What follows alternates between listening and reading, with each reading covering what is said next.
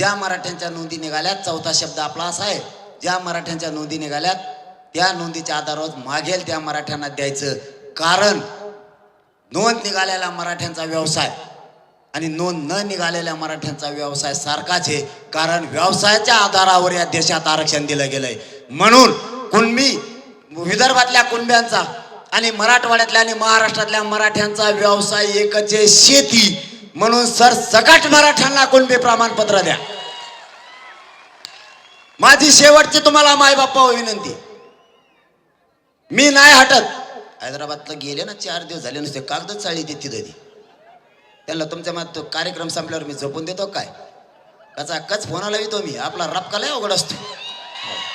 आपला कोणी नाही भाऊ या दुनियात. घेऊन येता येतो माझ्याकडे, तो चिटकायला बघू तू इकडून. काही काही नेतात माझ्या मांडीवर बसायची तयारी असते. भाऊ मग नाही राहिलं रक्त, मी त्याला पलीकडे सरकं म्हणलं, ते इतके टपारीचे टपारी आहेत ना ते, पलीकडे सुद्धा येतात नाहीत मला. इतके टप्पूचे टप्पू येते फुकट खाल्लेलं लोकांचं. लोकांचे आमदार मंत्री झालेले असे चिटकत आहेत, मी कोणाचाच नाही. म्हणून माझ्या मराठा समाजाला माझ्यावर विश्वास आहे, ही कोणत्याच नेत्याचा होऊ शकत नाही.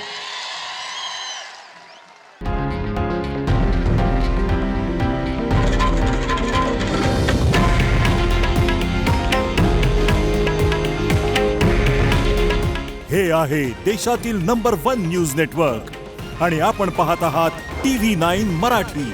काळजी तुमची, हित महाराष्ट्राचं.